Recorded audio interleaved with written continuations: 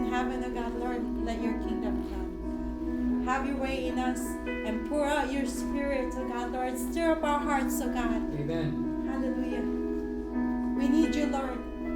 We need you, oh God, Lord. Apart from you, the word of God says that apart from you, Lord, we can do nothing. Oh, we need you, Jesus. Oh, Holy Spirit. Ignite our hearts, oh God. Thank you, Jesus.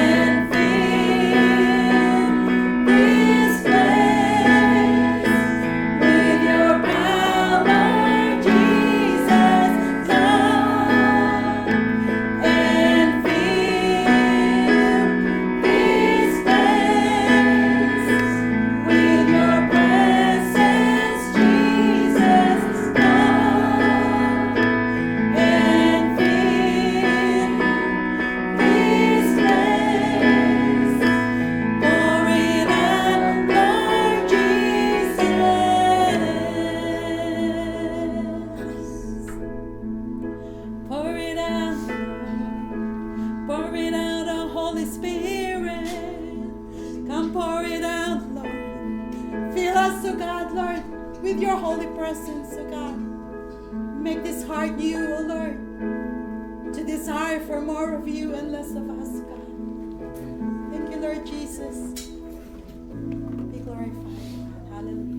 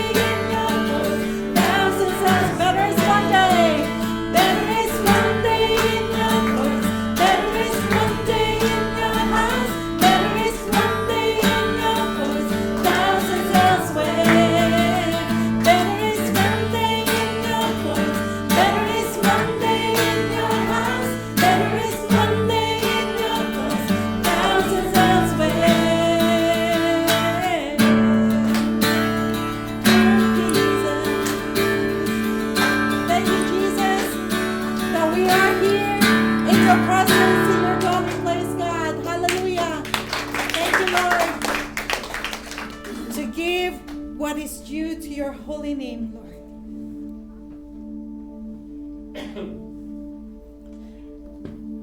The next song that we're going to sing is a new song.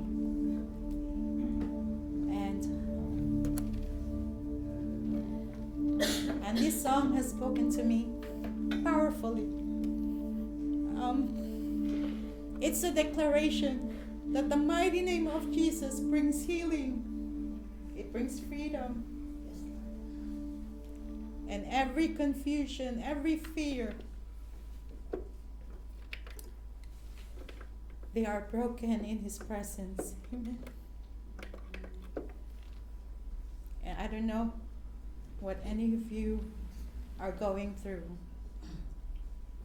but there is power in the name of Jesus. Amen. Amen. And whatever that we are going through, He is going to be with us, and He will never leave us nor forsake us. So today, we're going to declare that there is power in the name of Jesus, that salvation is in the name of Jesus, that hope is in the name of Jesus, that healing is in the name of Jesus, that freedom is in the name of Jesus. Amen. Hallelujah. Thank you, Jesus.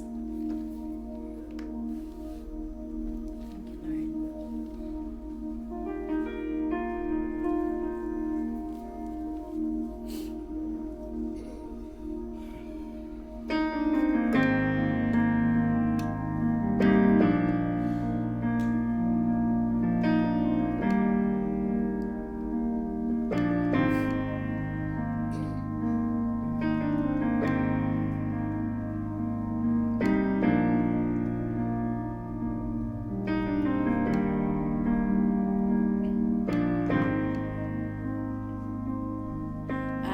pray into the atmosphere. Spirit of God, you're here. You have all authority. I pray over my heart and mind. I'm healed by your stripes. Your blood declares that I am free. In the mighty name of Jesus, I pray, calling on the power of heavens. I proclaim every weapon formed against me must break in the mighty name of Jesus.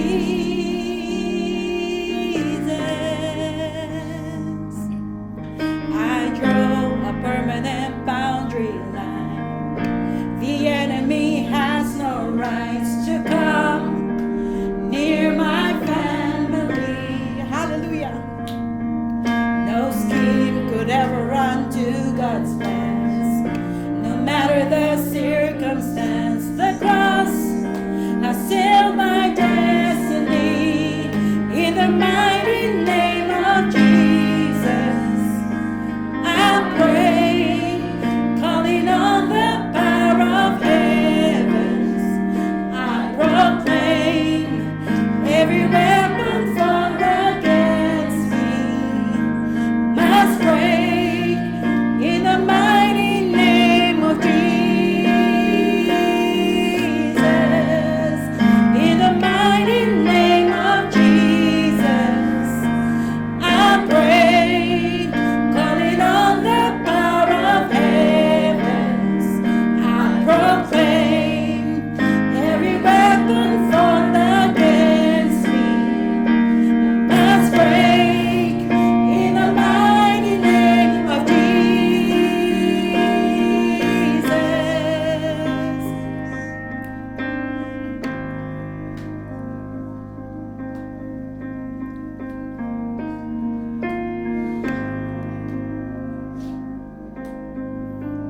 Let's declare. I will not fear, I will not fear when the enemy comes near. On the doorframe of my life is the blood of Jesus Christ. Oh, I will not fear, I will not fear. There's an army of angels fear. I'm protected on all sides by the blood of Jesus Christ. I will not fear, I will not fear when the enemy comes near. On the doorframes of my life is the blood of Jesus Christ. I will not fear, I will not fear. There's an army of angels here. I'm protected on all sides by the blood of Jesus Christ. In the mighty name of Jesus, I pray, calling on the power of heaven. I proclaim every weapon formed against me must break in the mighty name of Jesus. Let's declare, in the mighty name of Jesus, I pray, calling on the power of heavens. I proclaim every weapon formed against me must break in the mighty name of Jesus. In the mighty name of Jesus. In the mighty name of Jesus.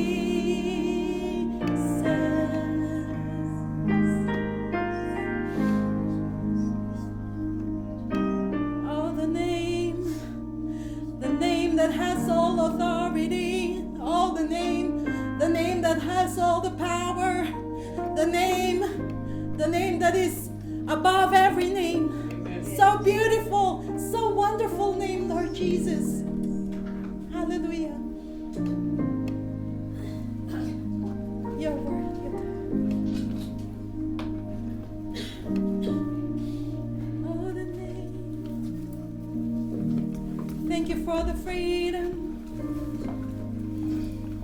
the healing. Thank you for the hope. Thank you for the salvation. In the name of Jesus only. Hallelujah. Thank you, Lord Jesus.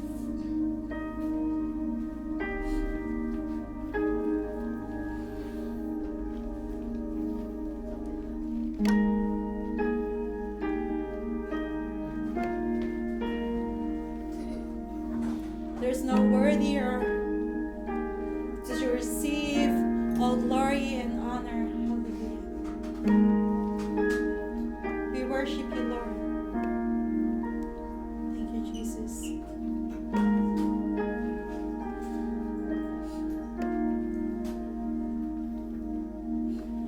All the saints and angels, they bow before your throne. All the elders cast their crowns before the Lamb of God and sing, you're worthy of it all.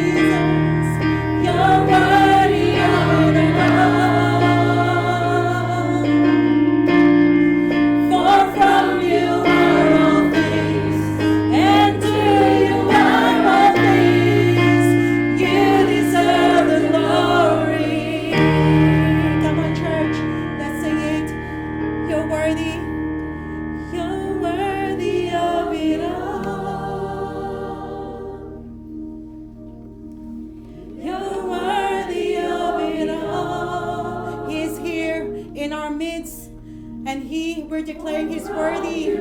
Yes, Lord, you're worthy to receive all honor and glory and all power, oh God. Yes, Lord. We lay our crowns to you. You deserve it, Lord. You're worthy of it all. You're worthy of it all. For from you are all things, and to you are all things. You deserve the glory. Hallelujah. Yes, Lord. You alone deserve. Hallelujah. Heavenly Father, words cannot fully express how grateful we are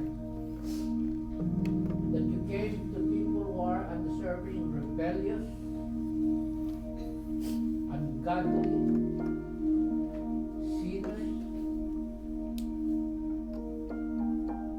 But because of your grace, Lord, because of your mercy, you came to us. We were not seeking you, but you sought for us, Lord. We are grateful that you came to set us free, to liberate us. You came to heal us.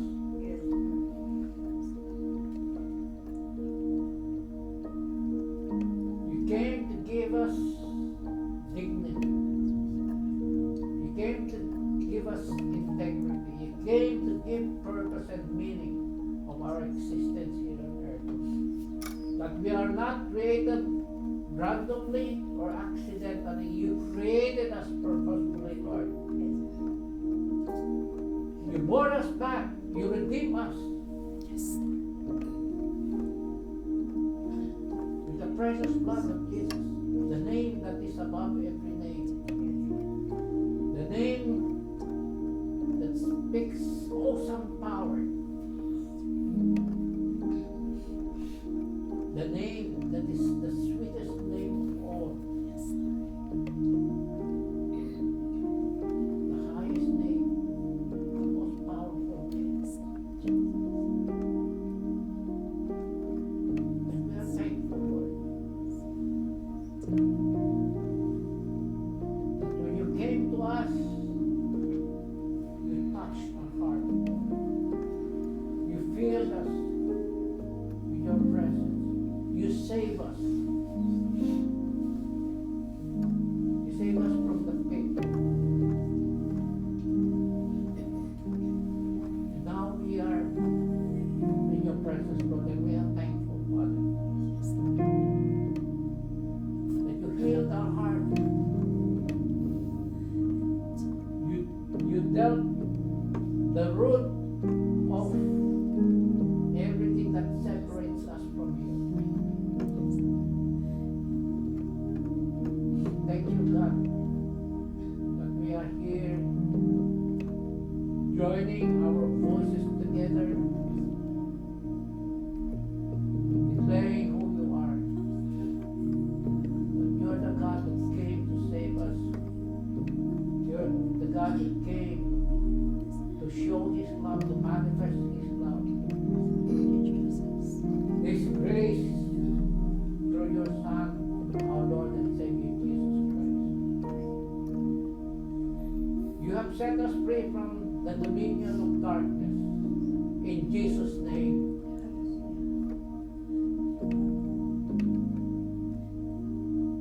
You have come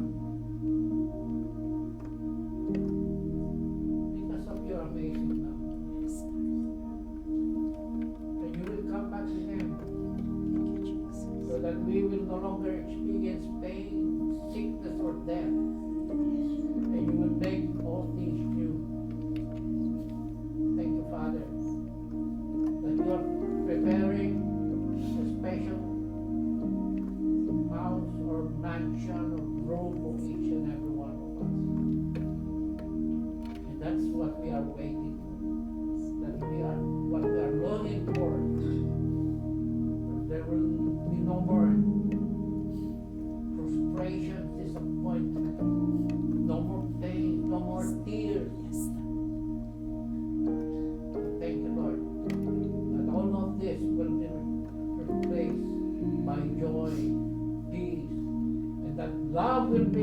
us forever and ever.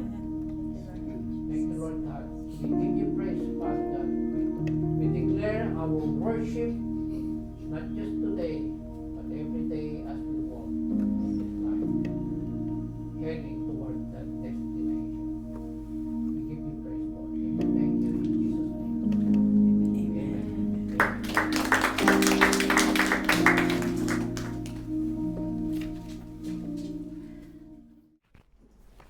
Good morning po mga minamahal na kapatid. Ako po ay good afternoon. Ako po ay lubos na nagagalak at muli tayong nagkita-kita. Isang buhay na naman yung ating naranasan mula sa Panginoon.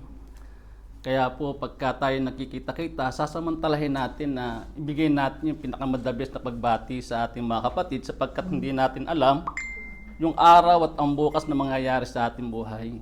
Hindi natin hawak ang buhay natin. Huwag na natin sabihin, kailang wala yung kapatid, miss na miss kita. Tapos pag dumating dito yung kapatid, hindi natin, good morning kapatid. Hindi natin mabati-bati. Kaya mahalaga po yung pag nakita natin yung kapatid, magalak po tayo sapagkat muli na naman, nabinigyan tayo ng panibagong buhay. Kanina po ako kinakabahan kasi hindi po ako sanay humarap sa maraming tao. But because the will of God, sabi kasi ng Panginoon, kung ikakahiya mo ako sa harap ng maraming tao, ikakahiya rin kita sa aking amang nasa langit. Ano po? Kaya hindi po ako nahihiya na itaas ang ating Panginoon na siyang bumago ng aking buhay. Po, nakaka-bless po kasi sabi ko nung ako po ay nag-a-apply ng visa sa Riyadh, sabi ko, Panginoon, na kung dadalhin mo ako doon sa Greece, kahit na tigalinis lamang ako ng simbahan, basta wag akong malayo doon sa iyong gawain. Hindi pa naman, naiyak na kagad ako. By the way, ganun nga po, dahil binigay ng pagkakataon ng Panginoon na ako'y magbahagi ng salita ng Diyos at samahan niyo po ako sa ating pag-aaral. At naipanalangin na po na kanina, ang ganda ng panalangin ni Sister at ni Pastor, kaya tuloy-tuloy na po tayo. Ano po? Sa umpisa po natin, makikita nyo po, mga kapatid, yung logo ng WIN. Di po ba? Ano po ba napansin nyo sa logo ng WIN? Hindi po ba kayo nabe-bless sa logo ng WIN? Sa akin po, bago po kasi ako na pagdating dito, nagpaalam mo kay Ellen na gamitin ko yung logo ng WIN doon sa Bible study. Napansin ko, yung logo ng WIN, kung mapansin nyo, andun yung sa gitna yung I, tapos nakarugtong sa krus. Ibig sabihin, ang buhay natin, bilang ako, bilang ikaw, nakakonect doon sa Panginoong Jesus, doon sa krus ng Kalbaryo. Napansin niyo po, ang pinakamalaking win o tagumpay ay ang krus.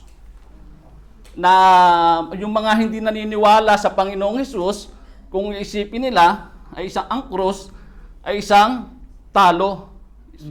Sapagkat yung hari ng mga hari, Panginoon ng mga Panginoon, ay pinako sa krus, namatay.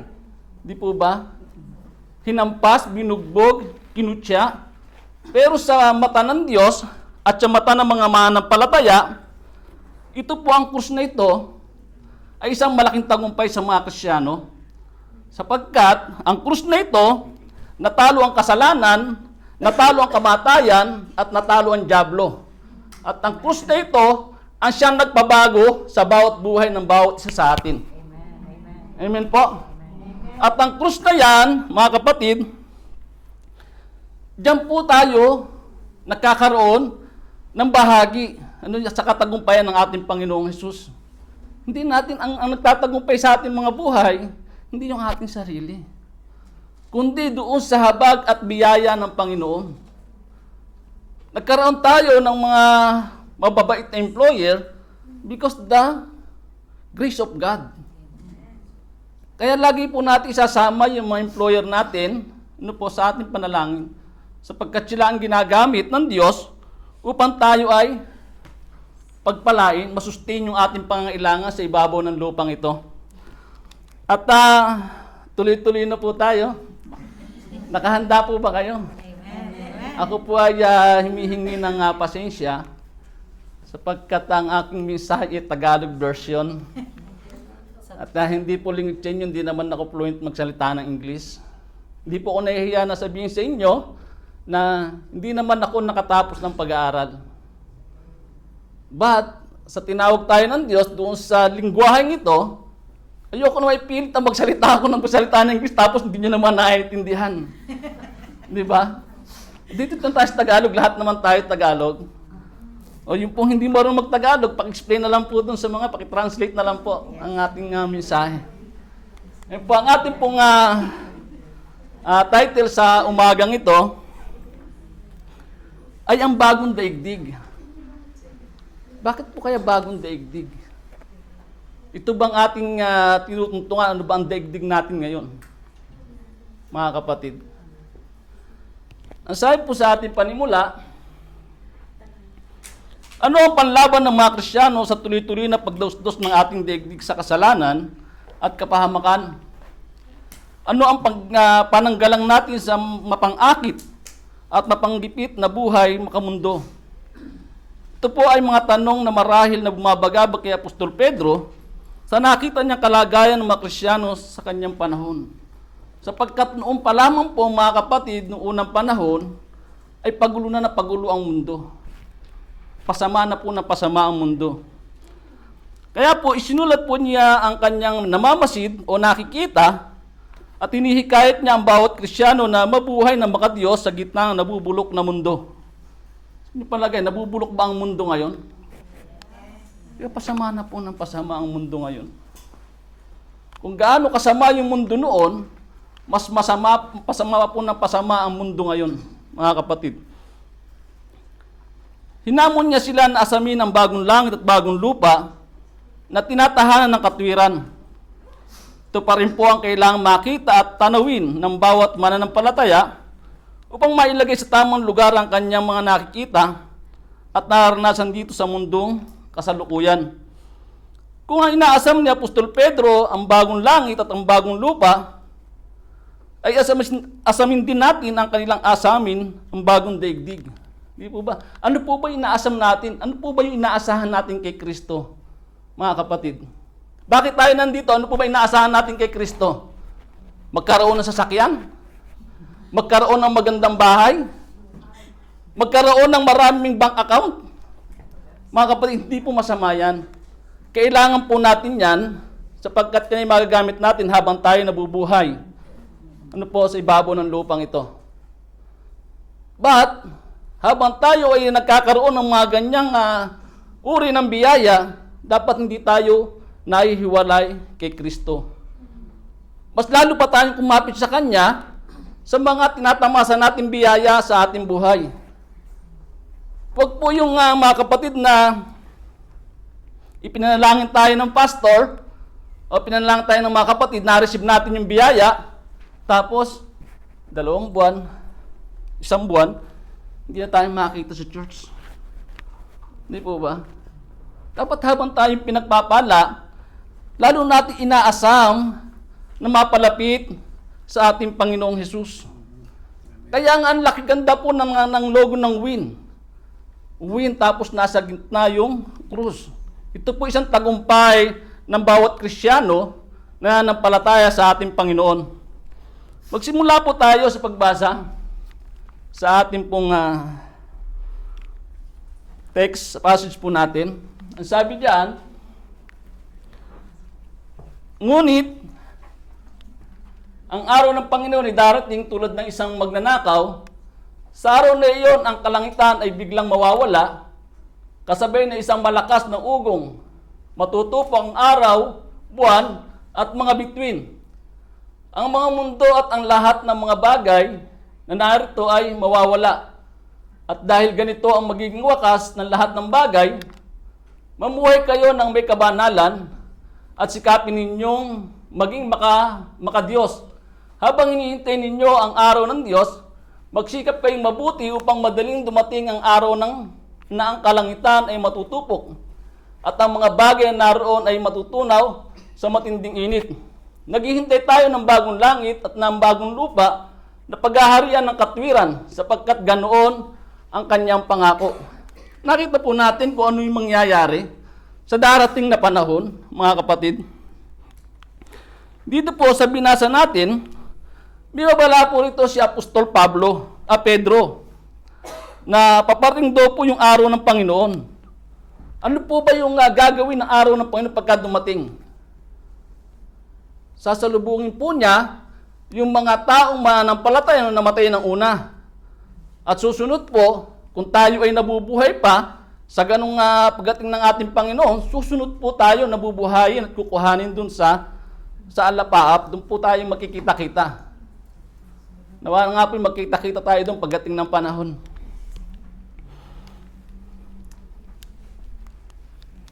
Ito po yung ating tatalakayin.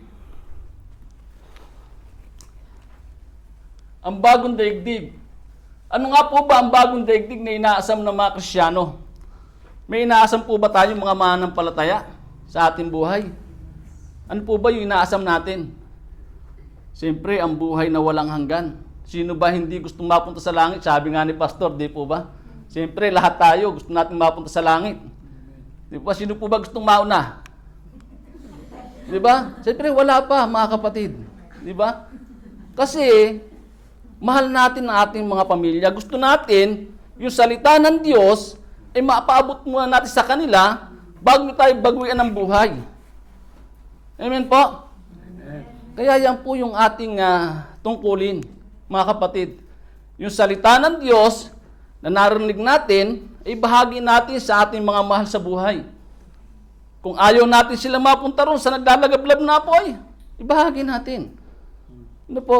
Marinig natin, di ba? Narinig natin, dalawa lang ang pupuntahan ng tao. Sa buhay na walang hanggan, pagdurusa, at sa buhay na walang hanggang may karagalakan, kasama si Kristo. Ngayon, sino ang pipiliin nyo? Nasa inyo na po yun. Decision nyo na po yun. Kaya nga tayo binigyan ng free will. Kaya lang, ang free will na ito, pagka ginamit natin doon sa hindi maganda at hindi nakakalugod sa Panginoon, alam na natin kung saan tayo ahantong. Amen po? Medyo talagang nahabol ko yung aking, hindi nga, pasensya na po, tubig muna po.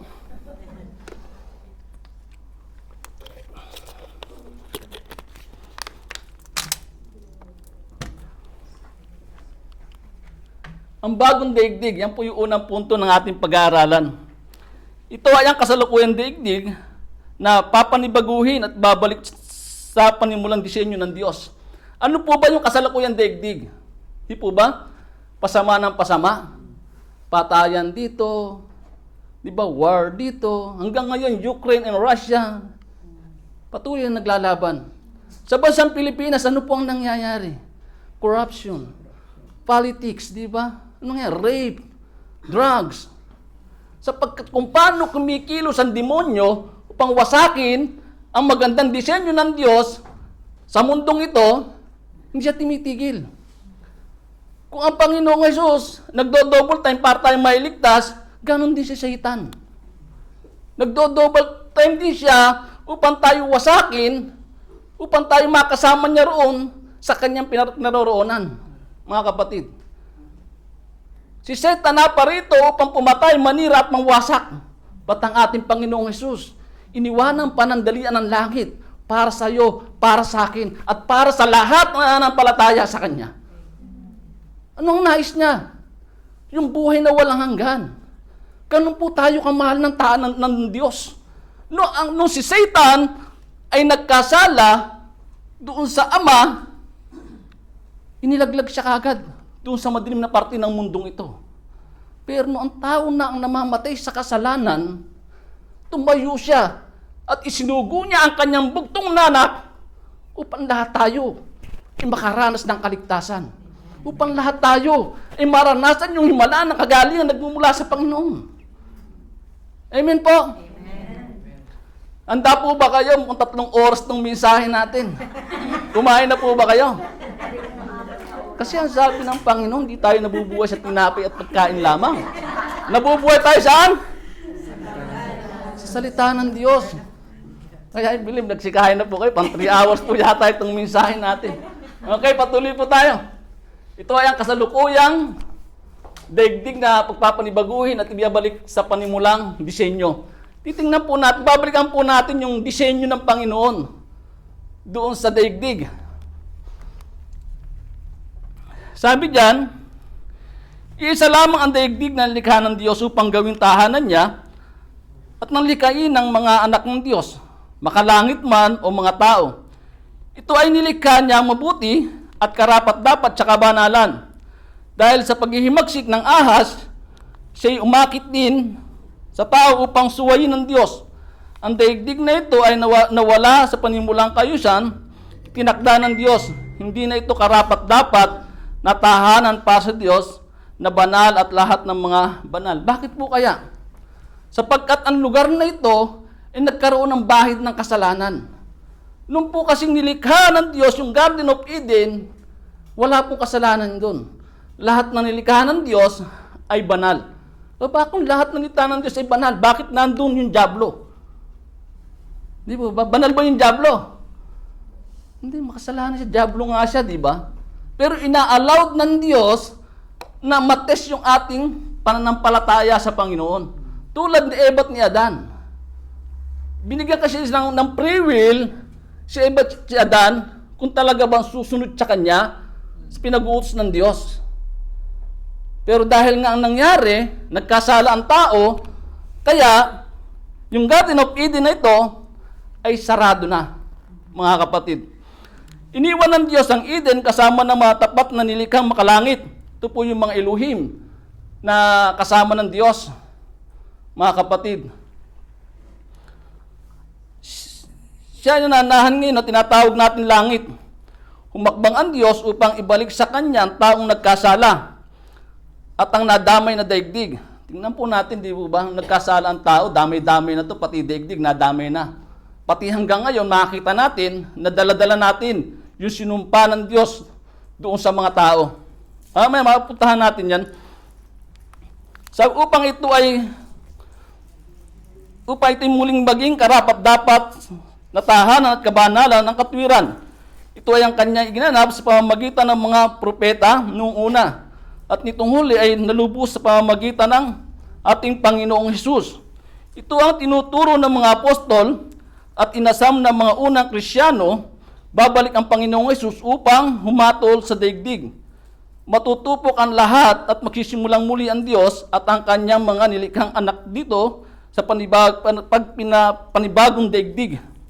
Pasensya na po kasi inapuraw para matapos natin. Baka kasi mainip kayo.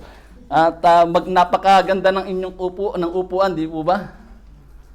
Kung po natin isipin katulad ni Eutico, di ba yun? Yung nakikinig siya habang si Apostol Pablo ay nangangaral. Siya ay nakatulog. Ano nangyari sa kanya? Nahulog at namatay. Kaya gigising natin yung ating mga katabi pagka medyo inaantok, mahirap yung tayo mabawian ng buhay. Puntahan po natin yung pagkakalikha ng Diyos sa daigdig. Balikan po natin, alam niyo na po ito kung paano nilikha ang daigdig. Ano po? Yan po yung disenyo ng Diyos para sa tao. Ano po? Sa mundong ito, i-restart po ito para yung laptop, di po ba, pagka punong-puno ng virus, ano ginagawa? Nire-reformat, di po ba? Ganon din dito sa mundong ito. Sapagkat punong-puno ng kasalanan, sabi nga doon sa nabubulok na mundo, lilinisin po ng Panginoon yan. At ibabalik yung dating niyang layunin. Yan po yung disenyo. Sabi dyan sa una, day and night, waters above the heaven and waters below the ocean. Hindi na po natin babasahin ng verse, baka po mag5 oras po tayo. And land and vegetation, sun to rule day, moon to rule the night.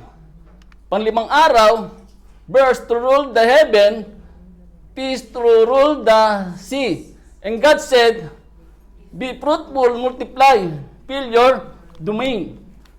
Sa 6 po, land animals, humanity, let the land produce living creation. Ito na po yung pagkakalikha ng tao. Nang nilikha po ng Diyos Ama, na kumpleto na ang lahat, dinilikha po yung tao na kapapalad natin. Bakit?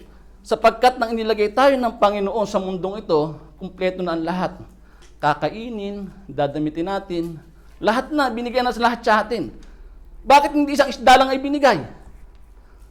Sapagkat napakarami natin. Hindi po ba? Bakit isang ibon lang ay nandyan o hindi binigay ng Diyos? Sapagkat nais niya na maging maganda ang kanyang pagkakalikha. At ang sabi diyan, man and woman. Ano po, ang ibig sabihin, noong unang panahon, wala rito yung bibi gandang hari. Sino po ba yung bibi gandang hari? Di ba? Malinaw po ang sinasabi ng kasulatan, man and woman. Huwag po tayong magpaninlang. Ano po? Kay Satan, sa Diablo.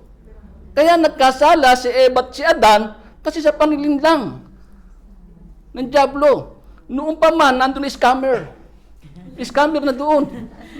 Si Satan. Oo, sabi diyan, magpaparang Diyos kayo pagka kinain niyo yan. Di ba? Ganun yung tao, gusto niya mas mataas pa. Hindi po ba? Tapos yung 7 po, God ruled the humanity and land, animal, fish, and bird. Dito na po na nagalak na yung Panginoon. Sabi, hindi po siya nagpahinga. Sabi diyan, nagpahinga siya. Pero at totoo niyan, hanggang ngayon, nagtatrabaho po ang Panginoon tulad po ng pagpaliwanag ng ating pastor. Di po ba? Kung natatandaan niyo yun, mga kapatid. Ba't ang nangyari? Ganyan po ang nangyari, dumating ang mga ilang araw. Ang tao, inalis na sa kanila yung pamamahala ng Diyos. Dahil masinod nila yung kanilang will na ibinigay sa kanila ng Panginoon. Na sila yung Diyos. Sila lang yung tao at saka yung mga nilikha. Sapagkat ang gusto ng tao, siya yung maghari doon sa mga nilikha ng Diyos. Pero wala po equipping ang tao na pagharian lahat ng buong mundo. Diyos lamang po ang may equip na gamitin ang kapangyarihan niya para pagharian ng buong mundo. Wala po yung tao. Yun nga lang, dahil sa ginawa ng demonyo, ang sabi diyan, ang ahas pinakatuso sa lahat ng hayop na nilikha ng Panginoong Yahweh. Isang araw tinanong ito ang babae, totoo ba sinabi ng Diyos na huwag kayong kakain ng anumang bungang kahoy sa halamanan?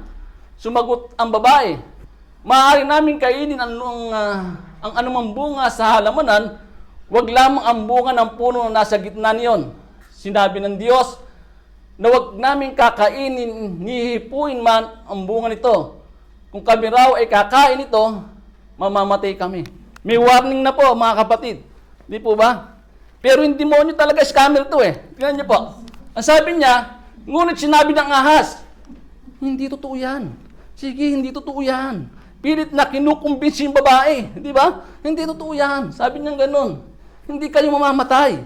Pero malinaw ang sinabi ng Diyos, mamamatay sila. Di po ba? Pero scammer, hindi kayo mamamatay. Sige.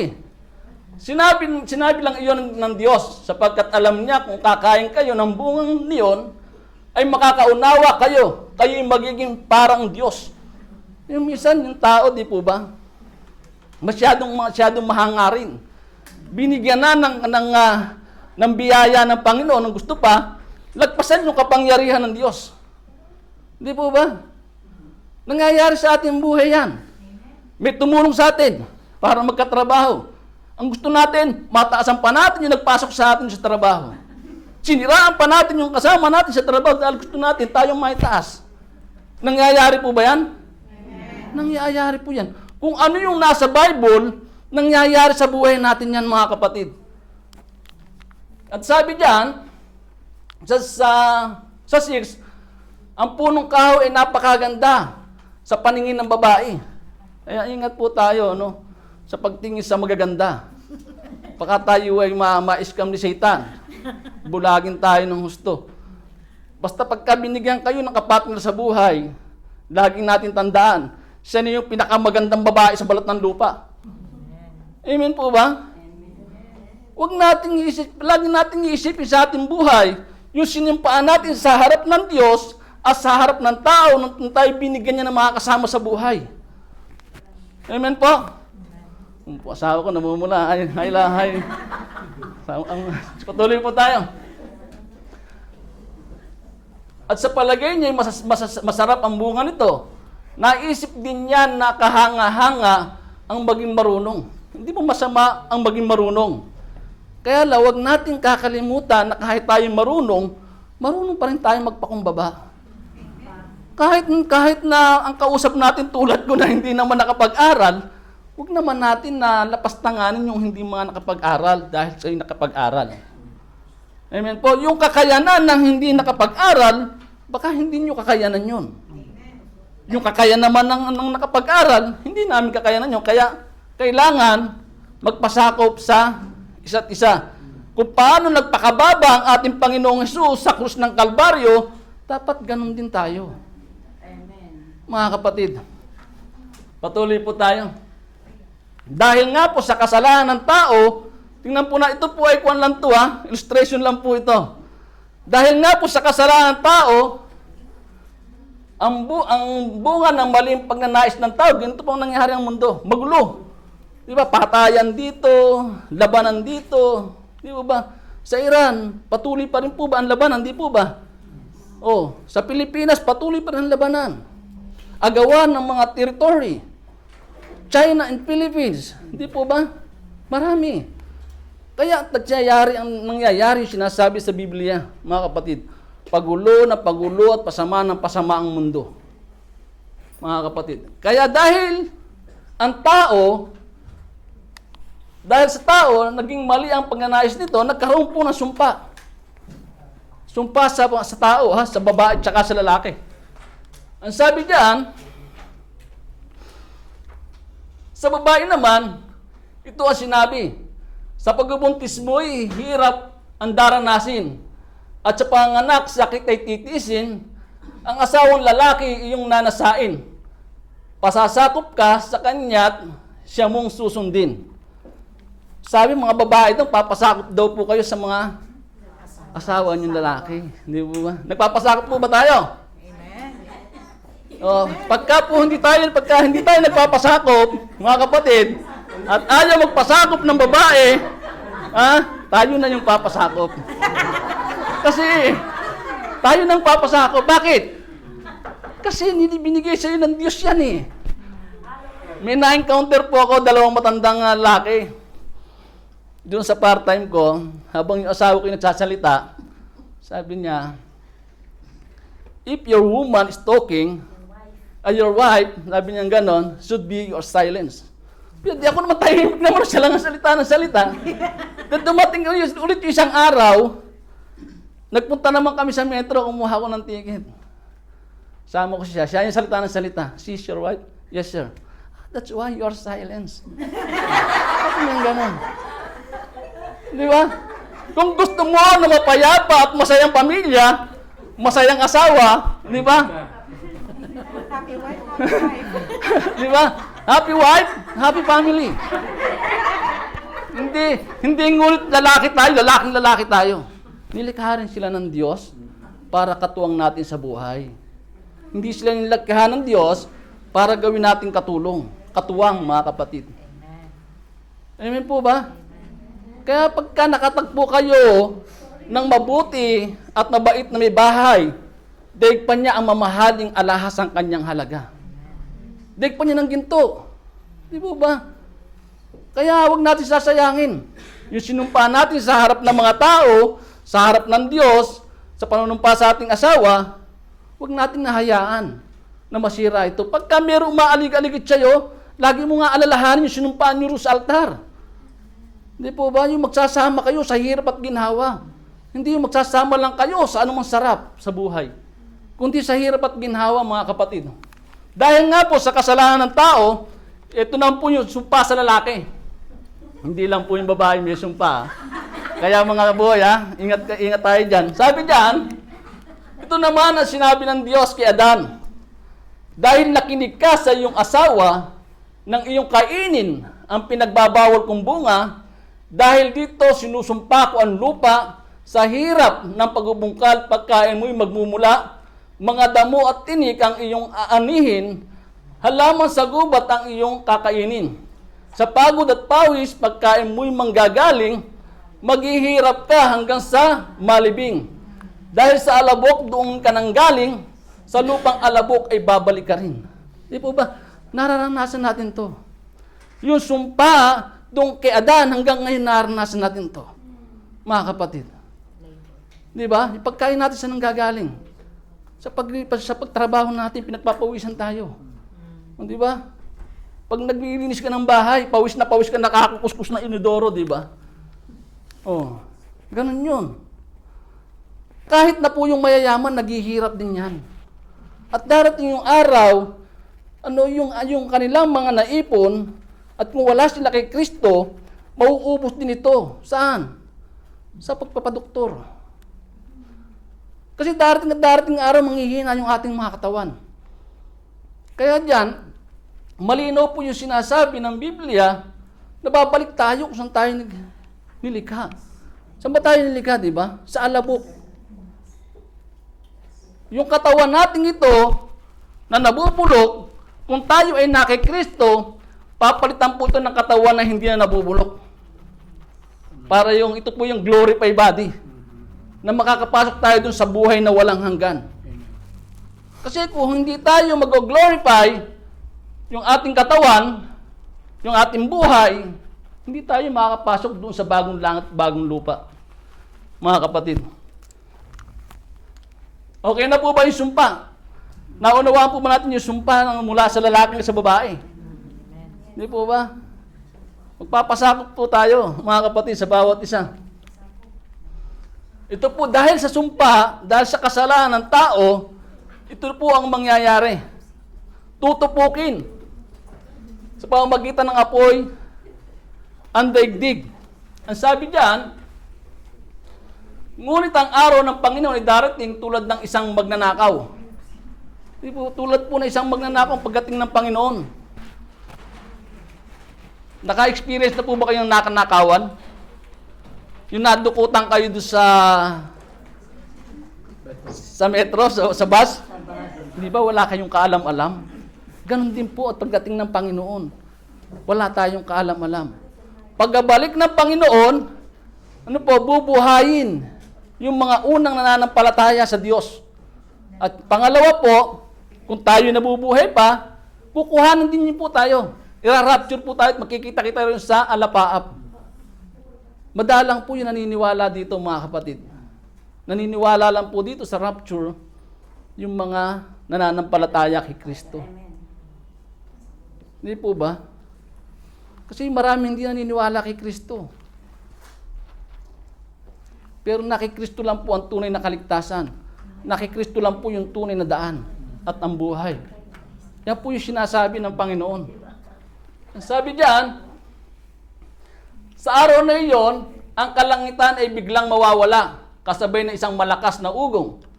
Matutupok ang araw, buwan, at mga bituin. Ang mundo at ang lahat ng mga bagay na narito ay mawawala. Even yung kalangitan, matutupok. Hindi po yung kalangitan na tinatahanan ng Diyos, ha? Ito po yung, meron po kasi ng 3 langit sa Biblia. May unang langit, may ikalawang langit, may ikatlong langit. Ang unang langit, ito po yung nakikita natin, yung himpapawid.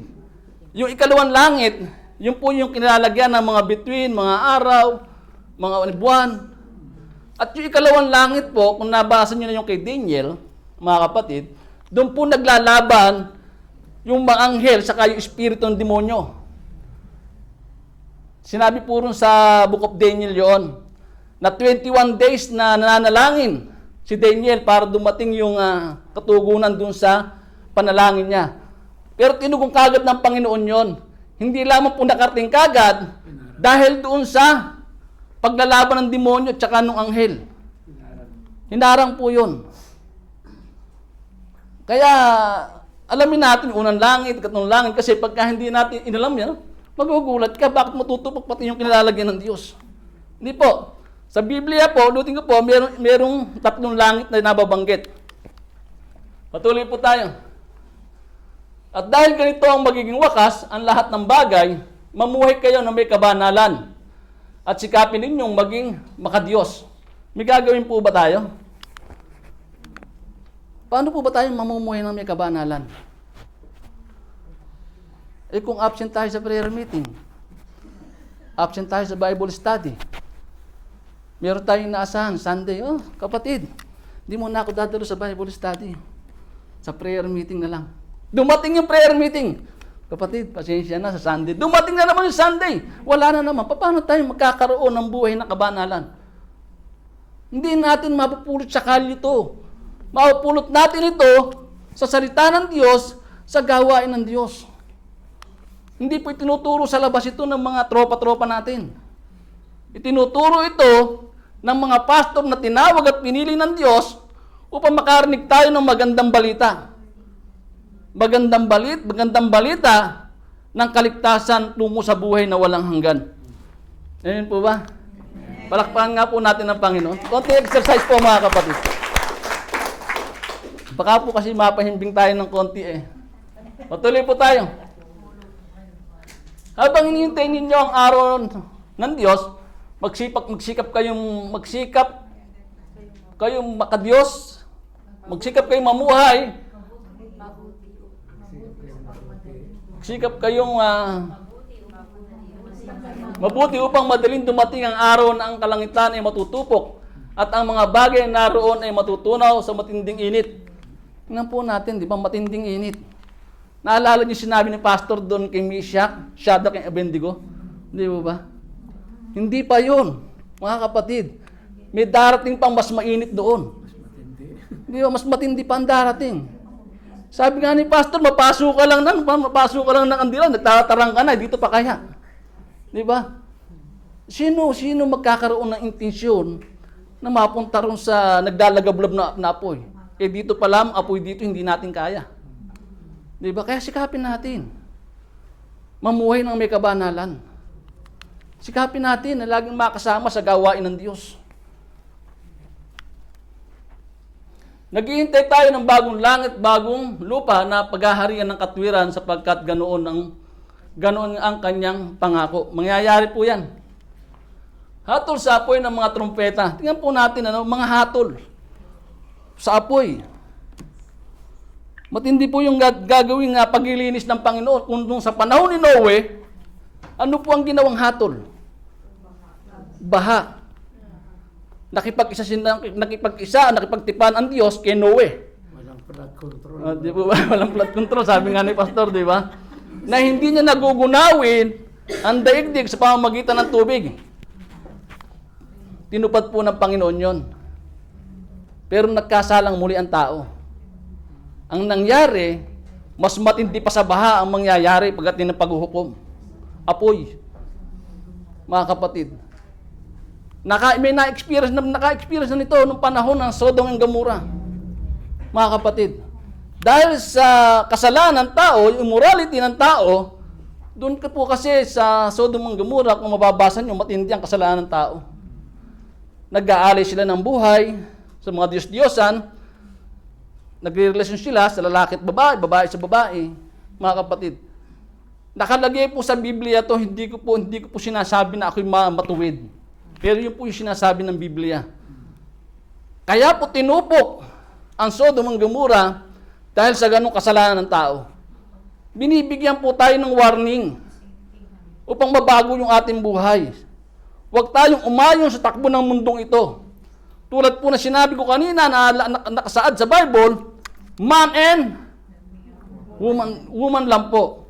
Maliban doon, mga kapatid, Diyos na po yung nakakaalam.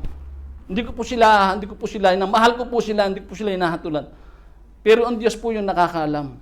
Sapagkat siya lamang ang makapagliligtas ng buhay ng bawat isa sa atin, mga kapatid. Hatol sa apoy ng mga trompeta. Hindi pa ng unang anghel ang kanyang trompeta at mula ng yelo at apoy na may kahalong dugo. Nasunog ay ikatlong bahagi ng lupa, ang ikatlong bahagi ng mga punong kahoy, at ang lahat ng sariwang damo. Hinipan na ikalawang anghel ang kanyang trompeta at bumaksak sa dagat ang isang parang malaking bundok na nasusunog.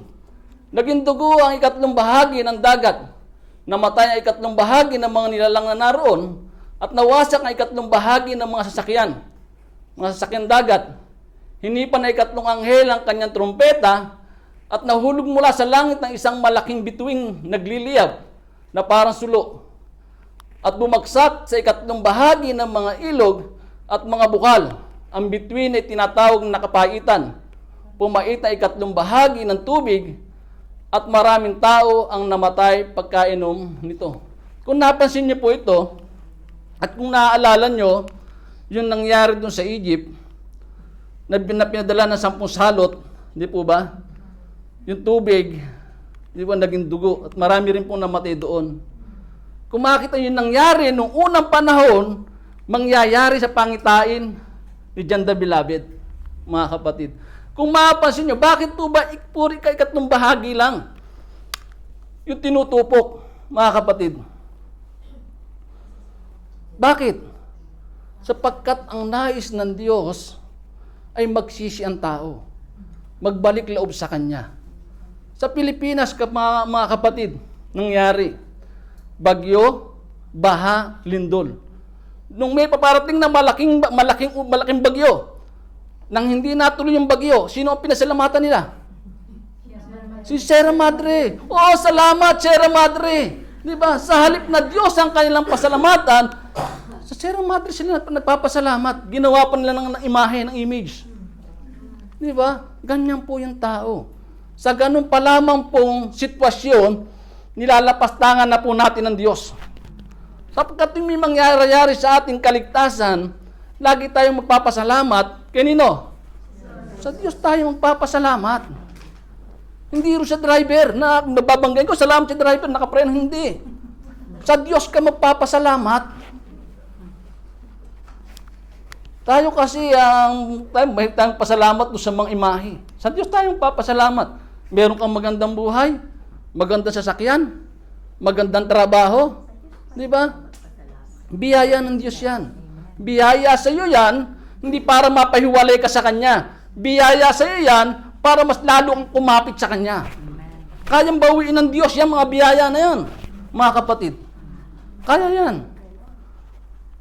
Di ba tinatamasa natin yan? Hindi sa atin lakas, kundi dahil sa lakas at kapangyarihan ng Diyos na ibinigay sa atin. Mga kapatid. Patuloy po tayo. Hatol sa apoy ng mga mangkok. Puro hatol, apoy. Tulad sinasabi ko kanina, kay Noah, tubig lang. Di ba? Tubig lang pero lubog ang mga buong daigdig. Pero ito, apoy. Kaya mabigat ang kakahinat na ng tao. Susunugin tayo, mga kapatid, pag tayo wala sa Panginoon. Sunog na tayo sa ibabaw ng lupang ito, sunog pa tayo doon. Double murder ang mangyayari sa atin. Nako, no kaya mangyayari, para tayong nilitsyon doon. Hindi po ba? Mahirap. Ibinigay sa atin ang mensaheng ito para yung buhay natin ay mapasama roon sa tagumpay ng ating Panginoong Hesus. Hindi natin kaya iligtas yung ating sarili. Ang makapagliligtas sa atin, ang ating pananampalataya kay Kristo. Sabi diyan, at binuhos din na ikaapat na anghel ang laman ng dala niyang mangkok sa araw. At ito'y binigyan ng kapangyarihan sunugin ang mga tao sa tindi ng init nito. Nasunog nga sila, ngunit sa halip na magsisi at talikuran ng kanilang mga kasalanan at magpuri sa Diyos, nilapastangan pa nila ang pangalan ng Diyos na may kapangyarihan magpadala ng ganong mga salot. Nangyayari sa panahon natin yan, mga kapatid. Ano yung nangyari, natatandaan nyo, mga kapatid, dun sa Brazil? Yung may parade ng Rio Carnival? Yata yun? Hindi po ba? Dito rin, nangyari dito. Ang ipinarada nila, yung mga ibis ni Satan. Tapos yung ating Panginoong Hesus, sinihila ni Satan. Di ba? Ganun po kalapastangan ng ginagawa ng tao sa Diyos. Kaya ano ang nangyari? Di ba? Pinadalan sila ng baha, malakas na ulan. Gusto ba natin mangyari sa buhay natin yun? Gusto ba natin maranasan yung pinadalang 10 salot doon sa Egypt? Mga kapatid, yung panawagan ng Diyos, bakit natin naranasan ng lindol? Bakit naranasan ang baha? Bakit natin naranasan ng kasakitan? Upang magbalik loob tayo sa Diyos. Pagka pinagaling tayo, kasi pag may sakit ang tao, kung manalangin yan, baka 15 times sa isang araw eh. Dinadaig pa nila yung Muslim. Hindi po ba? Muslim, 5 beses lang sa isang araw. Pero pagka ang tao, yung Kristiyano dumaranas ng pagsubok, baka 15 days yan, Lord, pagaling mo kagad ako, Lord, pagalingin mo kagad ako. Hindi po ba? Hindi po masamang himiling ng himiling sa Panginoon. Dahil gusto niya yon. Habang himihiling tayo sa Kanya, napaparangalan natin siya. Amen po? Kaya mas matindi pa dyan ang daranasin. Ano po, marami pa pong lalapastangan sa Diyos. Kaya wag po tayong maging bahagi ng paglapastangan sa Diyos. Mga kapatid. Binigyan tayo ng Kanyang kapangyarihan na maunawaan ang magandang balita sapagkat ang Kanyang layunin ay iligtas tayo doon sa naglalagablab na apoy. Bigyan po natin ng kabuluhan yung pagkakaalis ng pansamantalang pagkakaalis ng ating Panginoon sa kalangitan. Huwag natin sayangin. Di ba yung hari ng mga hari, Panginoon ng mga Panginoon, iniwanan panandalian ng kalangitan para sa iyo at para sa akin. Ganun po tayo kamahal ng Diyos.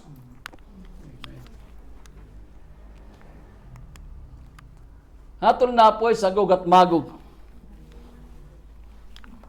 Pagkatapos ng 1,000 taon, ay palalaya si Satanas mula sa kanyang pagkakabilanggo.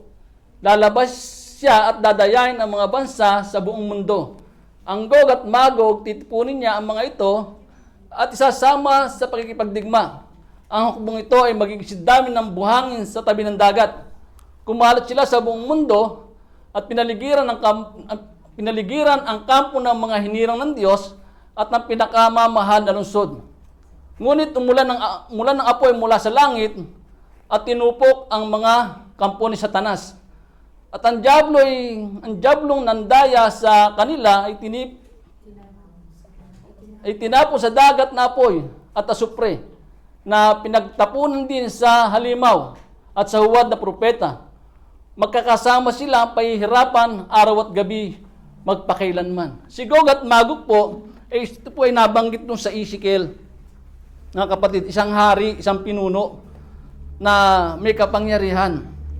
Siya po yung gagamitin ng dyablo upang akayin yung bawat bansa na sakupin ng Israel. Ito po siya, mga kapatid. Kinuha ko lang po ito doon sa online, sa Chrome. Nakita po natin yung Israel, nasa gitna siya, di po ba? Ngayon, yung Magog po, lugar ito. Yung Gog po, isang hari ito, isang pinuno, isang rebelde. Doon sa Book of Ezekiel. Tingnan po natin. Mula sa Gog, sa Persia, tapos sa Sudan, sa Kos, sa Fut, yung Libya, tapos yung Turkey, tapos yung Russia. Magsasama-sama po sila upang paligilan yung Israel dahil gusto ng bawat bansa ay ibaksak yung Israel. Bakit? Sapagkat ito'y minamahal ng Diyos. Sapagkat ito'y tuntungan ng Diyos. Mga kapatid, dito bumaba ang ating Panginoong Hesus. Tayo po, nasaan po ba tayo? Dito sa Greece ngayon. Pero yung ating buhay ay kasama dun sa buhay ng mga taga-Israel. Tayo po yung spiritual Israel, mga kapatid. Kasi kung para sa mga Hudyo lang, sa mga Israelita lang ang kaligtasan, hindi tayo maliligtas. Pero dahil sa habag at biyaya ng Diyos, nakasama tayo sa mga Hudyo na mailigtas. Tayo nga po yung spiritual Israelite, mga kapatid. Ang pinananampalataya natin, yung Diyos ng mga Diyos, hari ng mga hari, ng Israel, na bumabaron nung ang ating Panginoong Hesus. Halimbawa, isa pong illustration, ito pong church na ito, nandito lahat tayo, mga hinirang ng Diyos. Ngayon, pinaligiran to ng mga demonyo. Gusto niyang wasakin. Pero dahil sa pagmamahal ng Diyos sa atin, nagpaulan siya ng apoy. Ngayon, yung nakapaligid sa atin yung mga demonyo, nasunog lahat yon. Ang natira, ang church na ito kasama yung kanyang mga hinirang. Ganyan po yung mangyayari. Mga kapatid. Kaya yung win, tagumpay po yan. Karugtong ng ating buhay, si Kristo. Mga kapatid, karugtong ng ating kaligtasan ng ating Panginoong Hesus. Hindi ko po tinataas ang win. Ang tinataas ko po, ang kapangyarihan ng Panginoong Hesus. Kaya sabi ko, mapapansin niya yung nakarugtong doon sa krus. Pagkat ang nais niya, tayo ay patuloy na nakakonect doon sa ating Panginoong Hesus. Andyan lang po yung kaligtasan, hindi po nawawala yan. Mawawala lang yan kung pipiliin mo ang iyong buhay, isaksak doon sa hindi kalooban ng Panginoon. Kahit tinanggap natin ang kaligtasan, tapos inilagay natin yung ating sarili doon sa ayaw ng Diyos, saan tayo pupulutin? Kung yung demonyo nga nasa langit, kasama na yung Diyos eh. Nawala pa siya ron eh. Tayo pa kaya na tao lang. Kaya sikapin natin, mga kapatid, na patuloy tayo nakakonect doon sa Panginoon. Babaguhin ang lahat ng bagay. Napakaganda po ng mensahe, na-mensahe po ni Pastor yan, nakarang ilang linggo, 2 weeks ago po yata, dun sa heaven. Hindi po ba? Na ang langit ay piniprepare para sa mga tao. Napakaganda po ng mensahe na yan. Ang sabi diyan, pagkatapos ito, nakita ko ang isang bagong langit at isang bagong daigdig. Ibig sabihin, may bagong langit at bagong daigdig na darating. Itong kasalukuyang daigdig, sabi ko nga po, katulad ng ating napag-aralan, tutupukin po ito. Papalitan ito, papanibaguhin ng Diyos ang mundong ito.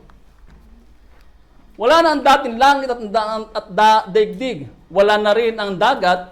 At nakita ko ang banal na lungsod, ang bagong Jerusalem na bumababa mula sa langit, buhat sa Diyos. Nakita po natin, ang sabi diyan, wala na ang dating langit at daigdig. Wala na rin ang dagat. At nakita ko ang banal na lungsod, ang bagong Jerusalem na bumababa mula sa langit. Sabihin, kaya sa bumababa, galing siya sa langit. Ibababa ng Diyos yung kalangitan para sa atin. Amen po?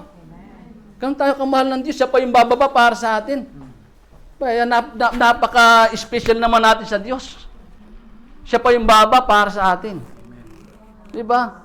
Kaya yung binigay sa atin ng Diyos, na tayo nakipag-isa na kay Kristo, tayo ay bago na.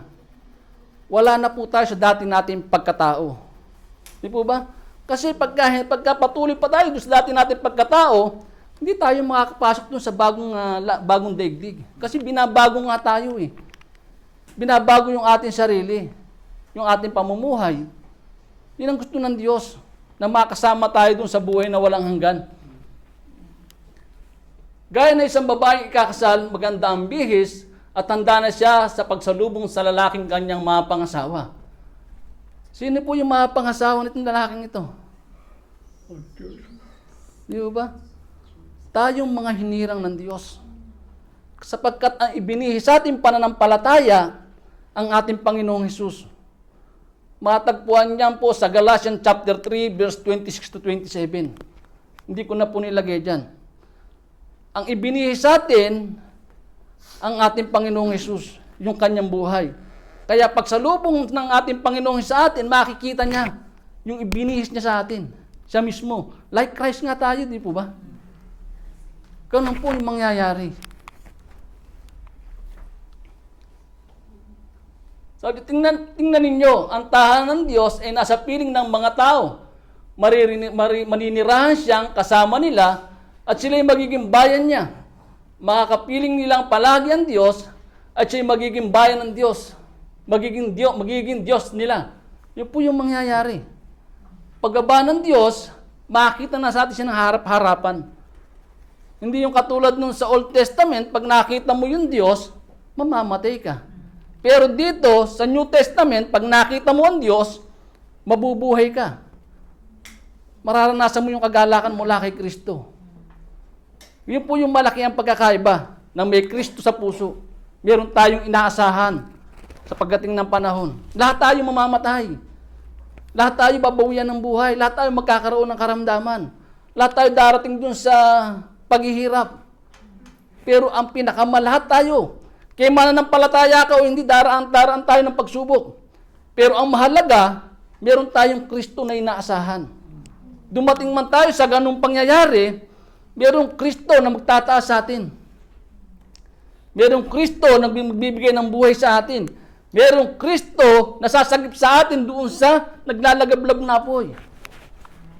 Amen. Bigyan po natin ng kabuluhan yung ating buhay sa pagkikipag-isa natin kay Kristo. Huwag natin sayangin. Yung ating pananampalataya, huwag nating hayaan na manakaw ng demonyo. Napakahalaga po ng ating pananampalataya sa Diyos. At dahil nga po na makita natin harap-harapan ng Panginoon, ang sabi diyan, at papahiran niya ang bawat luha sa kanilang mga mata. Wala ng kamatayan, dalamhati, pagtangis, at paghihirap, sapagkat lumipas na ang dating mga bagay. Pagkatapos ay sinabi ng nakaupo sa trono, pagmasdan ninyo, binabago ko na ang lahat ng bagay. Lahat niyang babaguhin yan. Pati katawan natin babaguhin yan.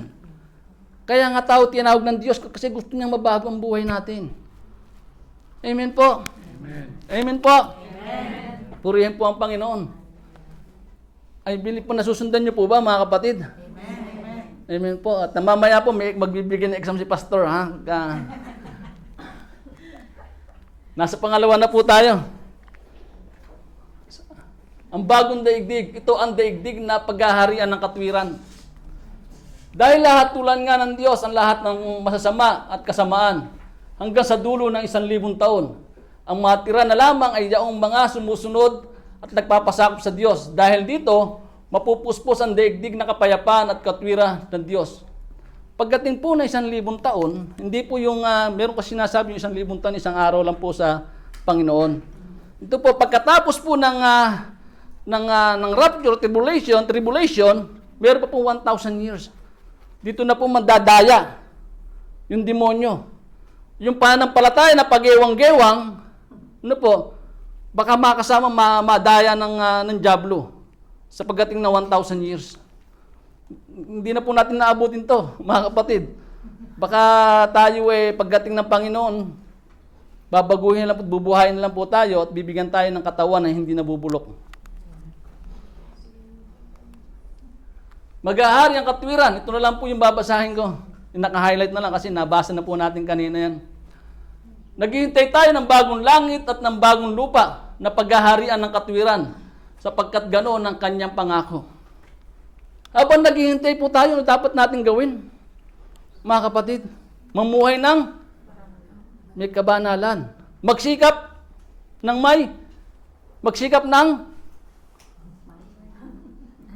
tayo sa maging makadiyos, mga kapatid.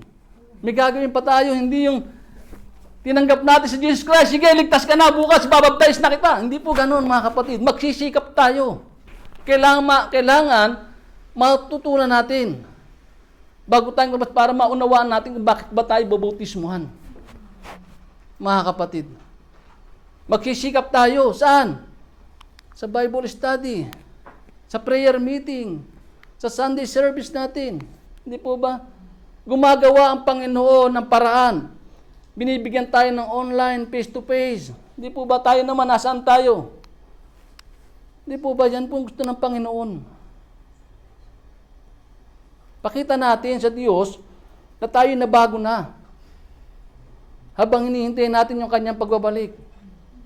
Mga kapatid, paghahari na walang hanggan. Sa Daniel chapter 7, verse 13 to 14, tapos tatanong po tayo dun sa 20 to 27. Patuloy ang aking pangitain, nakita ko sa alapaap, sa langit, ang parang isang tao. Lumapit siya sa nabubuhay magpakailanman. Ito po yung pangitain ni Daniel sa ating Panginoong Hesus. Na siya po umakyat sa langit, sinalubong po siya ng Diyos Ama. At ibinigay po sa kanya Binigyan siya ng kapamahalaan, ng karangalan at kaharian upang paglingkuran siya ng lahat ng tao sa bawat bansa. Yung ating pong Panginoong Hesus, na kahit nasaan lugar tayo, karapat dapat po natin siyang paglingkuran.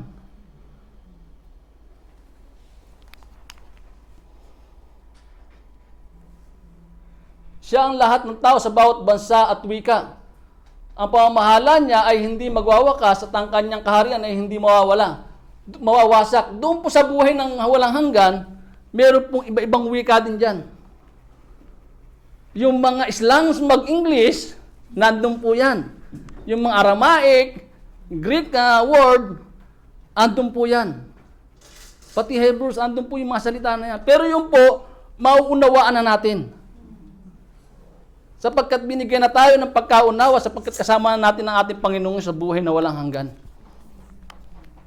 Pagkatapos dumating ang nabubuhay, magpakailanman, at nagbigay ng hatol sa panig ng mga hinirang ng kataas-taasan Diyos, dumating ang araw para ibigay sa bayan ng Diyos ang pamamahala sa kaharian. Meron pa po tayong gagawin doon. Mamamahala po tayo doon sa buhay na walang hanggan.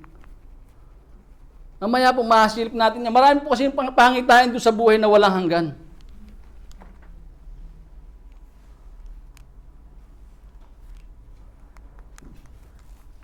Paghaharing walang hanggan, pahayag sa chapter 2 verse 24-28. Ngunit para sa ibang mga taga-Tiatira na hindi nakinig sa masamang katuruan ni Jezebel at hindi natuto ng tinatawag na malalalim na lihim ni Satanas, ito ang sinasabi ko sa inyo. Hindi ko kayo bibigyan ng pasanin. Ngunit dapat kayong manatiling tapat sa akin hanggang ako'y dumating. Kaya kailangan natin kung sino yung mananatiling tapat hanggang wakas, ay siyang maliligtas. Hindi nga po pwede yung hindi ka mananatiling tapat sa Panginoon. Hindi tayo maligtas. Malinaw po yung sinasabi ng Biblia. Kung sino yung mananatiling tapat hanggang wakas, ay siya pong maliligtas. Si Jezebel po, mga kapatid, ito po isang prophetess, mga kapatid. Doon sa Old Testament, ito pong ang aral po nito, tinuturuan niya yung mga Kristiyano sa maling katuruan na pwede kang mangalon niya, pwede kang mag-alay ng kano-ano sa Diyos-Diyosan. Kaya mapalad po yung hindi nakikinig dyan.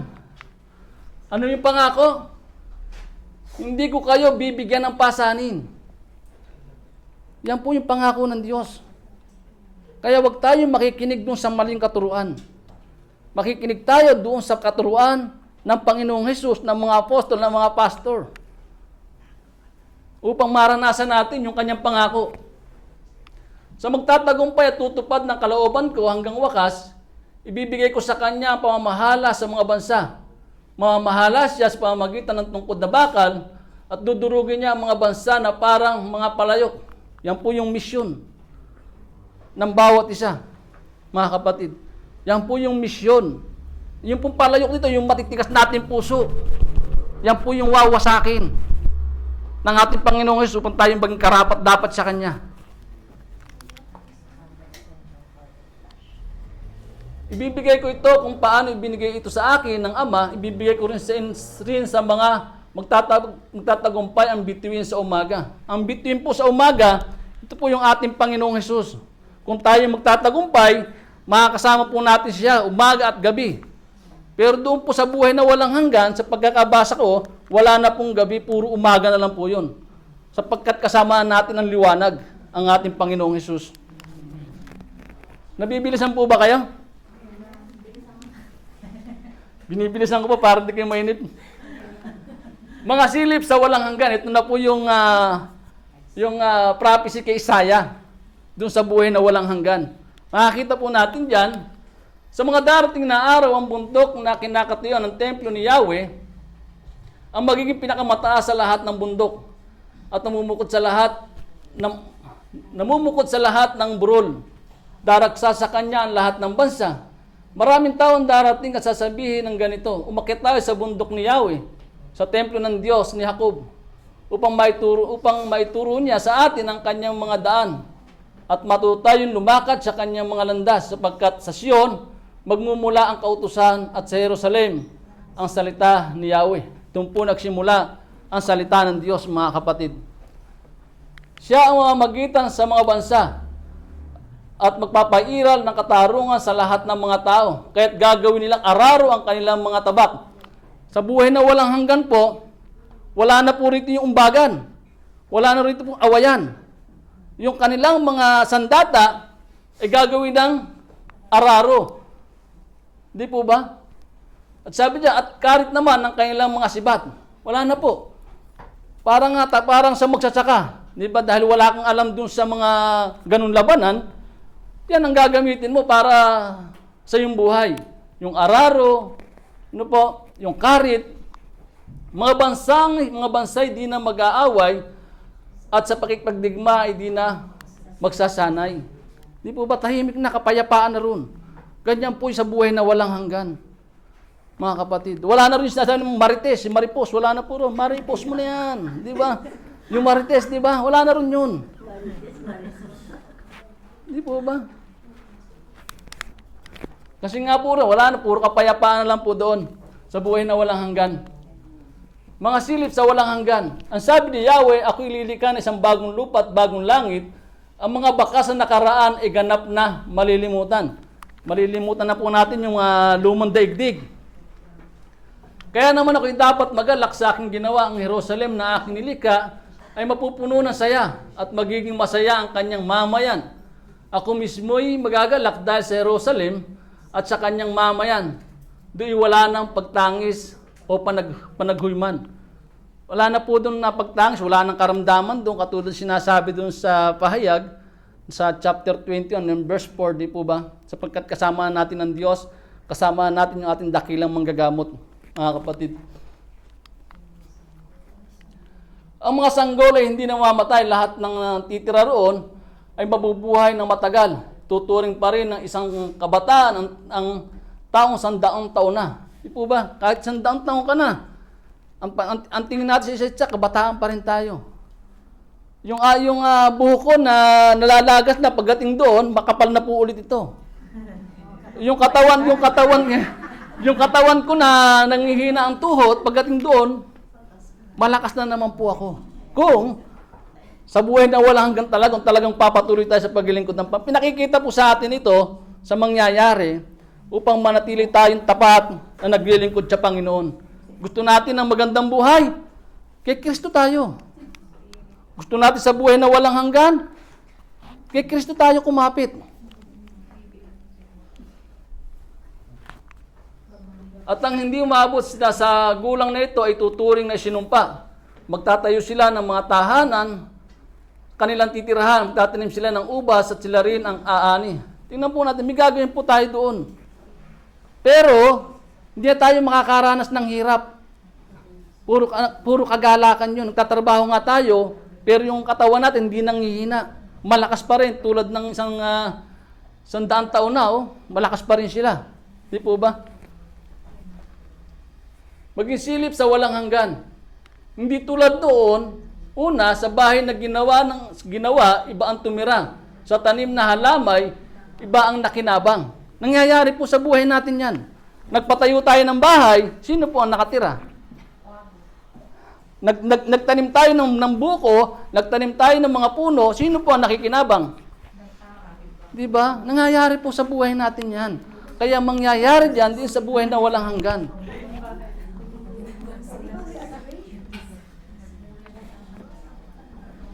Tulad ng punong kayo, haba ang buhay ng aking mga hirang, lubos nilang papakinabangan ng kanilang pinagpaguran. Anumang gawain paghihirapan nila, tiyak na magbubunga at hindi magdaranas ng mga sakuna ang mga anak nila. Pagpapalain ko ang lahi nila at magiging ang mga susunod pa. Ang dalangin nila kahit hindi pa tapos ay aking diringgin at ibibigay ko ang kanilang hinihiling. Sapagkat kasama natin ang Diyos sa sa walang hanggan. Dito yung magsasalo para magkapatid ang asong gubat at tupa. Ang leon ay kakain ng damo tulad ng baka. At ang ahas naman, na pagkain ay alabok, kahit tapakan mo, hindi ka mangangamba. magiging panatag at wala nang masama sa banal na bundok. Sa bundok ng Sion ay wala nang makapipinsala anumang masama. Ganyan po yan. Yung mga layo, yung mga leon, yung mga bagsik na hayop, ano po, mawawala na yung kanilang kabagsikan. Kung ngayon, ang alaga mo yung pusa, pwede ka nung mag-alaga ng leon. Hindi ka niya kakagatin, mga kapatid. Kasi sa buhay na walang hanggan, payapa na po yung buhay ng tao. Wala nang matapang doon. Wala na yung magagalitin doon. Kasi, sinasanangin na nga tayo ng Panginoon na baguhin yung ating buhay. Pagdating natin doon, wala na yung galit, puot, sama ng loob, tampo. Puro pag-ibig po ang nandoon. Kaya kung may pag-ibig ka mula kay Kristo, makasama tayo sa buhay na walang hanggan. Ang bagong daigdig. Konti na lang po, pasensya na po. At ito ay daigdig ng tatahanan ng Diyos at ng lahat ng mga nilikha sa kanyang wangis at larawan. Pagkatapos malupig ang lahat ng mga kaaway ng Diyos at mabago ang langit at lupa, bababa ang Diyos mula sa langit, pati na kanyang tinatahanan sa langit, ang bagong Jerusalem, at makikipisan na siyang muli sa tao. Maibabalik na ang lahat sa panimulang kaayusan, nilayon ng Diyos sa paglikha. Sabihin, ibabalik po ng Panginoon yung dating Garden of Eden. Kaya sabi ko nga po, wala na yung Garden of Eden. Itinago po ng Panginoon yan. Kasi nga po, nung mga panahon ni Noah, di po ba bumaha? Lubog talaga ang buong daigdig. Di po ba? Kaya ngayon, yung ang Garden of Eden, masabi nating spiritual po yan. Hindi nakakita, mga kapatid. Pero darating ang panahon, sa tulad sinasabi dyan, ano po, bababa ang Diyos mula sa langit. Basahin po natin. Ito po yung magulong mundo na papanibaguhin ng Panginoon. Mula sa maling pamumuno ng tao, maibabalik na sa panimulang layunin ng Diyos. Babalik na po, magsasama na yung tao at ang Diyos doon sa buhay na walang hanggan. Magsasama na uli ang tao at ang Diyos. Pakita po sa pahayag, chapter 21, verse 1 to 5, yung highlight na lang pong babasahin ko kasi nabasa na po kanina. Tingnan ninyo, ang tahanan ng Diyos ay nasa piling na ng mga tao. Maninirahan siyang kasama nila at sila'y magiging bayan niya. Makakapiling nilang palagi ang Diyos at siya ang magiging Diyos nila. At papahiran niya ang bawat luha sa kanilang mga mata. Wala ng kamatayan, dalamhati, pagtangis at paghihirap sapagkat lumipas na ang dating mga bagay. Wala na po yun. Yung mga hirap na naranasan natin, wala na po yun dahil kasama natin ang Panginoon. May babalik na sa tulad sa simula ang lahat.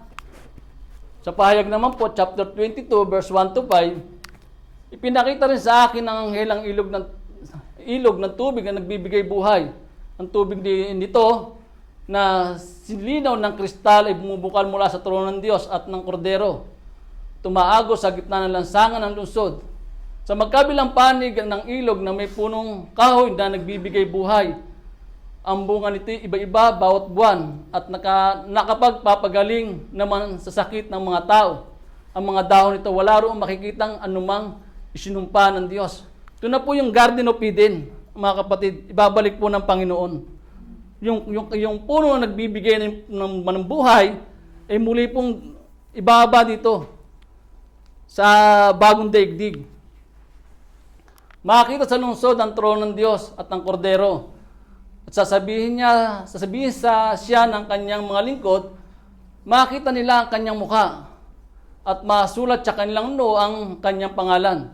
Do'y wala ng gabi, kaya't hindi na sila mangangailangan pa ng mga ilaw o ng liwanag ng araw sapagkat ang Panginoong Diyos ang magiging ilaw nila at maghahari sila magpakilanman.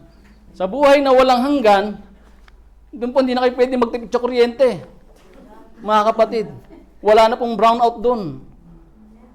Puro liwanag na ang makikita natin. Dahil kasama na nga na po natin yung ilaw, ang ating Panginoong Hesus. Papanibaguhin po ng Diyos. Ano po? Yung mundong ito. Hiwalay naman ang mga naghimagsik. ito ang makakamtam ng mga magtatagumpay at ako'y magiging Diyos niya at siya na may magiging anak ko. Subalit malagim ang kasasapitan ng mga duwag, ng mga taksil, ng mga nagpapasasa sa kasuklan-suklam na kahalayan, ng mga mamamatay tao, ng mga nakikiapid, ng mga mangkukulam, ng mga sumasamba sa Diyos-Diyosan, at lahat ng mga sinungaling. Ang magiging bahagi nila sa lawa ng nagliliyab na asupre, ito ang pangalawang kamatayan. Mga kapatid, huwag tayong maging duwag na maibahagi yung salita ng Diyos. Maging matapang po tayo. Matapang nga tayo nung wala tayo kay Kristo, di po ba? Dapat mas lalo tayong matapang ngayon. Dahil pagka tayo naging duwag at kinahiya natin ang salita ng Diyos, tulad nga po na sinabi ko, mga kapatid, ikakahiya rin tayo ng ating Panginoong Hesus sa harap ng ating Amang nasa langit. Yung mga taksil po, ito po yung tinanggap na si Kristo, tapos tumalikod pa, mga kapatid, nagtaksil sila sa Panginoon. Kaya abutin nila yan lahat ng nagtataksil, hindi lang literal na pagtataksil, hindi lang physical na pagtataksil. Mga kapatid, kaya tinanggap natin si Kristo, pamuhay na po natin. Yes, nagkakasala po tayo. Pero ang mahalaga, nakababalik po tayo agad sa Panginoon. Hingi tayo ng tawad, handa naman niya tayong patawarin eh. Huwag lamang po yung patuloy-tuloy tayo dun sa pagkakasala na hindi nakalulugod sa Panginoon.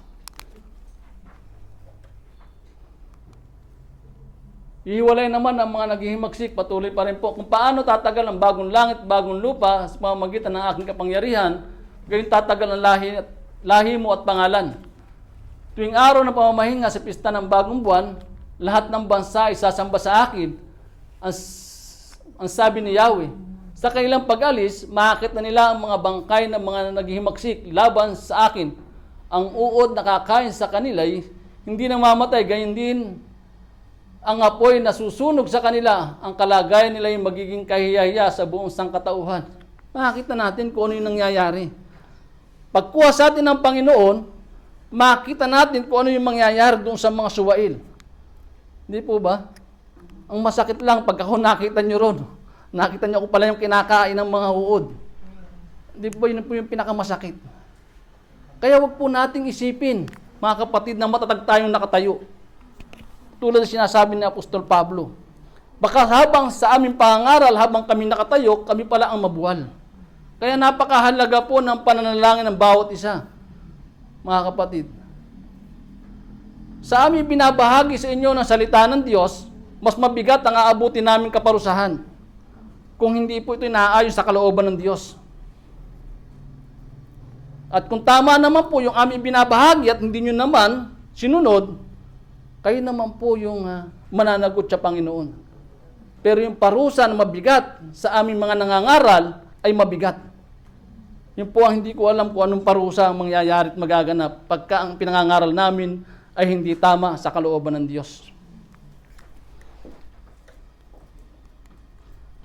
Nagtatapos na po tayo. Ito po yung ating natalakay. Palakpakan nga po natin ang Panginoon. Ang bagong daigdig, ano nga po ba ang bagong daigdig na inaasam ng Kristiyano? Ito ay ang kasalukuyang daigdig na pagpapanibaguhin at babalik sa panimulang disenyo ng Diyos. Pangalawa, ito ay daigdig na paghaharian ng katwiran ng Diyos.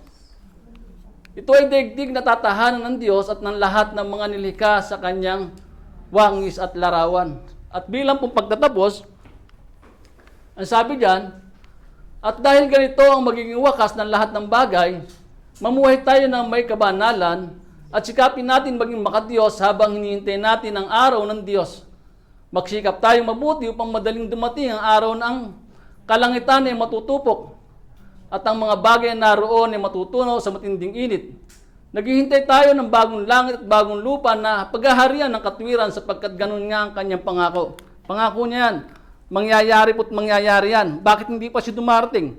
Dahil gusto niya magsisi ang tao. Sapagkat ayaw niya ng bawat isa sa atin ay mapahamak. Ganun po tayo kamahal ng Diyos.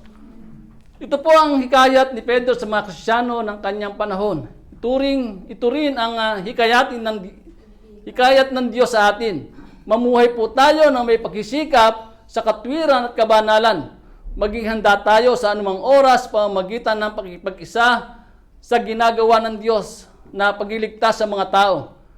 Paglingkuran natin siya ng tapat at lubos sa ating buhay. Sa gayon, wala tayong sukat na ikabahala anumang panahon o pangyayari sa buhay natin. Maraming po salamat at tayo po ay tumayo at manalangin.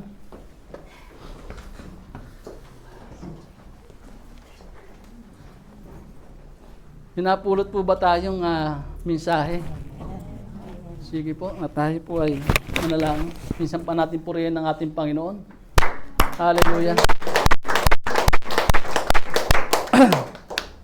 Ama namin Diyos na banal at dakila, ang Diyos naming sinasamba, pinananampalatayaan ay buhay noon, ngayon at magpakailanman.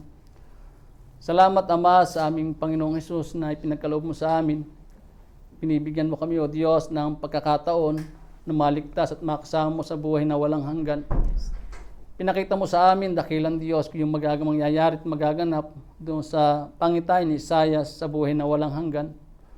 Maraming salamat dahil pinauna mo na maunawaan namin, O Diyos, yung mangyayari sa pagdating ng panahon.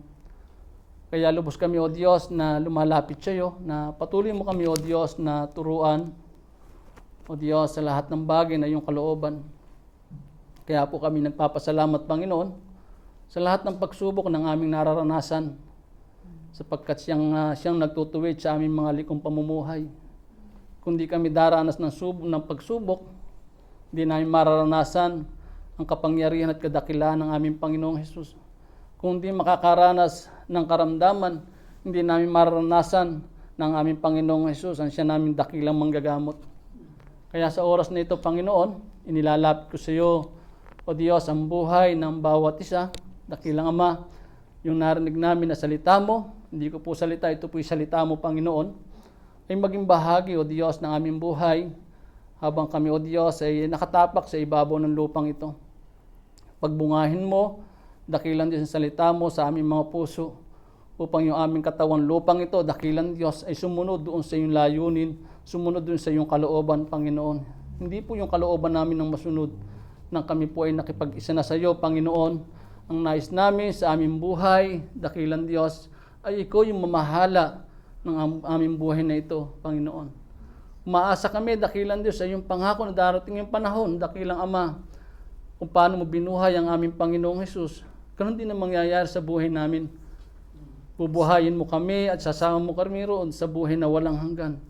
Ang bawat isa sa amin, dakilang Ama, ang nais namin ay makapasok doon sa buhay na walang hanggan kasama ang Panginoong Hesus. Ayaw namin maranasan yung matinding init, matinding hirap, matinding kasakitan.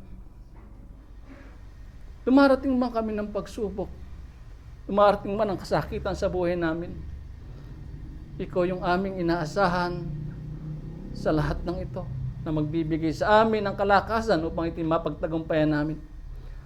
Kaya Ama, sa umagang ito, sa araw na ito, kayo po yung nakababatid sa aming puso't isipan. Hayag at lantad sa iyo, O Diyos, ang buhay ng bawat isa sa amin.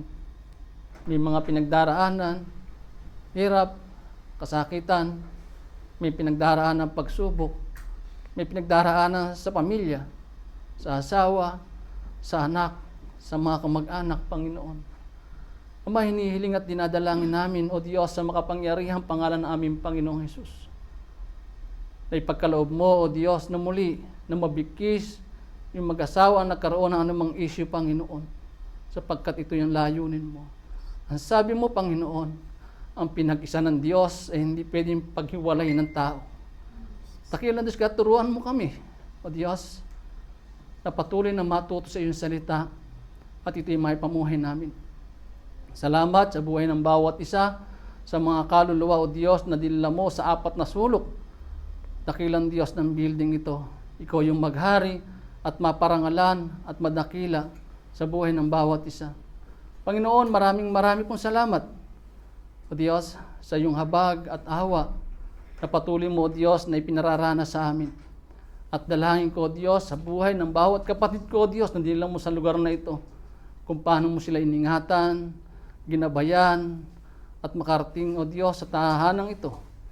Dalangin ko, ganoon po ang gawin niyo sa paglabas nila, Panginoon, ng apat na sulok ng building na ito. Pag-iingat, pagpapala, kagalingan, kaligtasan ng kanilang maranasan sa pangalan ng aming Panginoong Hesus. Minsan pa, dakilang Diyos, kami nagpupuri, nananambahan, at nananampalataya sa iyo. Sapagkat ikaw, ang Diyos namin pinaglilingkuran, buhay, noon, ngayon, at magpakilanman. Maraming pong salamat. Ito po yung aming samot dalangin sa pinakamataas at makapangyarihan, pangalan ng aming Panginoong Hesus, sa gabay at patnubay ng banal na Espiritu. Amen. Amen.